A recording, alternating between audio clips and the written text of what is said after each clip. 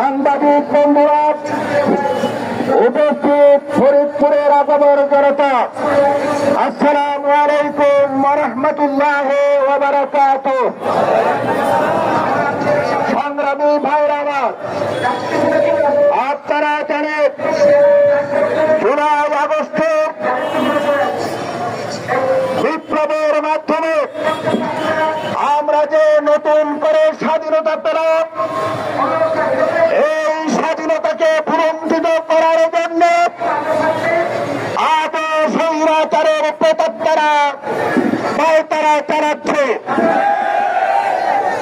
আমরা বলতে চাই, যারা জীবন দিয়ে আজকে আমাদেরকে গণতন্ত্র এনে দিয়েছে, আমাদেরকে কথা বলার স্বাধীনতা এনে দিয়েছে, তারা সেজন্য জীবন দিয়েছে, আমরা তাদের উদ্দেশ্য বাস্তবায়ন না হওয়া পর্যন্ত মাঠ ছাড়ব না। শহীদ আবু সাঈদ মুগ্ধ জীবন দিয়েছে, এদেশে গণতন্ত্র ফিরে আসবে, মানুষের ভোটাধিকার ফিরে আসবে, খুনিদের বিচার হবে, কিন্তু কোনটা আজ পর্যন্ত বাস্তবায়ন হয় নাই।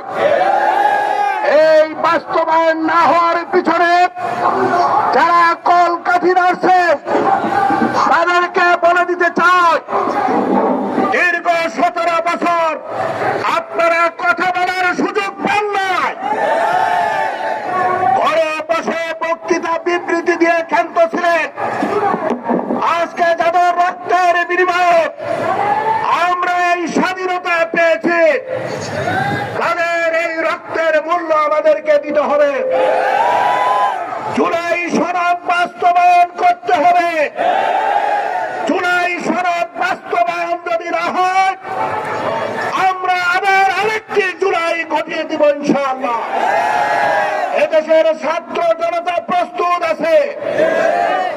সংগ্রামী ভাইয়ের আমার, আমরা চাই জুলাই সনদের ভিত্তিতে বাংলাদেশে এমন একটি নির্বাচন হবে, যেই নির্বাচনে আর কোনদিন স্বৈরাচার ফিরে আসতে পারবে না,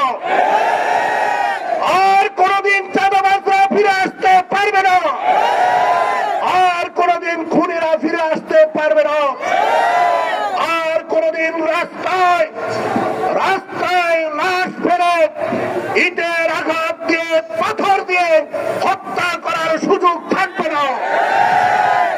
আমাদের আমিরে জামাত ঘোষণা করেছেন, আমরা দুর্নীতি করব না, কিন্তু দুর্নীতি কাউকে করতে দেব না।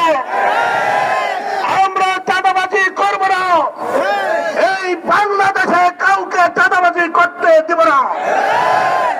কিন্তু আপনারা লক্ষ্য করছেন, এখনো চাঁদাবাজি আছে। ফরিদপুরে সেই দিন ওই যে মাহিন্দ্র স্ট্যান্ডে চাঁদাবাজি করে অনেক যানমালের ক্ষতি হয়েছে। আমরা প্রশাসনকে বলতে চাই, কোনদিন ছাড় দিবেন না। এদেরকে যদি ছাড় দেওয়া হয়, এই সন্ত্রাসীরাই একদিন আপনার ঘাড়ে উঠে বসবে। মাদক যারা ব্যবসা করে, মাদকের পক্ষে যারা থাকে, তাদেরকে কখনো ছাড় দেওয়া যাবে না। সংগ্রামী ভাইয়ের আমার, এই জন্য জুলাই সনদের ভিত্তিতে পিআর পদ্ধতিতে নির্বাচন দিতে হবে।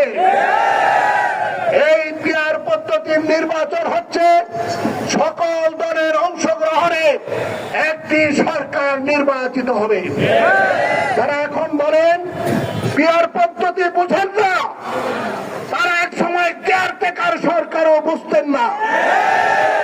বাংলাদেশে যে নির্বাচন কেয়ারটেকার সরকারের অধীনে হয়েছে, আমাদের সাবেক আমিরে জামাত অধ্যাপক গোলাম আজম রাহিমাহুল্লাহ যে কেয়ারটেকার পদ্ধতির উদ্ভাবক, এইটা নিয়ে আমরা দেখেছি অনেকে এইটা বুঝতো না, কিন্তু পরবর্তীতে সব দল একত্রিত হয়ে আজকে আরপিওতে কেয়ারটেকার সরকার পদ্ধতির নির্বাচন আছে। বাংলাদেশে যে কয়টা নির্বাচন কেয়ারটেকার সরকারের অধীনে হয়েছে, নির্বাচন সুষ্ঠু হয়েছে। আজকে যারা আরপিও বোঝেন না, এই পিআর পদ্ধতি বোঝেন না, তারাও এক সময় বুঝবেন, কিন্তু তখন কোনো সময় থাকবে না। এই জন্য আমি বলতে চাই, পিআর পদ্ধতি হল একটি সুষ্ঠু পদ্ধতি, যে পদ্ধতির মাধ্যমে এদেশের মানুষ তার সঠিক দলকে, নেতৃত্বকে বাছাই করতে সক্ষম হবে। আমরা যারা মনে করি আগামী দিনে ক্ষমতায় যাব, তাহলে ভয় কোথায়, কিসের ভয়? আসুন আমরা পিআর পদ্ধতির পক্ষে জোরালো আওয়াজ তুলে ধরি এবং পিআর পদ্ধতির মাধ্যমে নির্বাচন হইলে এই যে যারা জুলাই আগস্টে জীবন দিয়েছে, তাদের এই জীবনের, তাদের যে উদ্দেশ্য, তাদের যে আকাঙ্ক্ষা, সেটা প্রতিফলন ঘটবে। সংগ্রামী ভাইয়ের আমার, এই জন্য আজকে পিআর পদ্ধতি, জুলাই শরৎ বাস্তবায়ন এবং খুনিদের বিচার সহ 5 দফা দাবিতে বাংলাদেশে আজকে যুগপৎ আন্দোলন শুরু হয়েছে। আমরা এই আন্দোলনের মাধ্যমে আমাদের এই দাবি আদায় করবো ইনশাআল্লাহ। আপনারা কি মাঠে থাকতে রাজি আছেন? আবার জীবন দিতে প্রস্তুত আছেন? স্বৈরাচারের বিচার হোক, এটা কি আপনারা চান? যারা স্বৈরাচার ছিল, অতীত স্বৈরাচার, তারা পালিয়ে গেছে, কিন্তু বিচার হওয়ার দরকার আছে না নাই? অবশ্যই বিচার হইতে হবে ইনশাআল্লাহ। আমরা একটা দৃশ্যমান বিচার আমরা দেখতে চাই। আল্লাহ রাব্বুল আলামিন আমাদের সকলকে শহীদদের আকাঙ্ক্ষা বাস্তবায়নে মাঠে ময়দানে সঠিক ভূমিকা পালন করার তৌফিক দান করুন। আগামী নির্বাচনের পক্ষে আপনারা বাড়ি বাড়ি যাবেন, আর যেখানে যাবেন সেখানে মানুষদেরকে বুঝাবেন যে সৎ নেতৃত্ব, যোগ্য নেতৃত্ব যদি আসে, তাহলে আমরা কি লাভবান হব। আল্লাহ রাব্বুল আলামিন আমাদের সকলকে সঠিক সিদ্ধান্ত গ্রহণ করার তৌফিক দান করুন। আজকের এই মিছিলে যারা অংশগ্রহণ করেছেন, এই মিছিলের কারণে তাদেরকে ধন্যবাদ জানাই। এই মিছিলের কারণে যে সমস্ত ভাইদের সাময়িক কষ্ট হয়েছে, তাদের কাছে দুঃখ প্রকাশ করছি। আইন শৃঙ্খলা রক্ষাকারী বাহিনীদেরকে আমরা ধন্যবাদ জানিয়ে আজকের এই সমাবেশ এখানেই সমাপ্তি ঘোষণা করছি।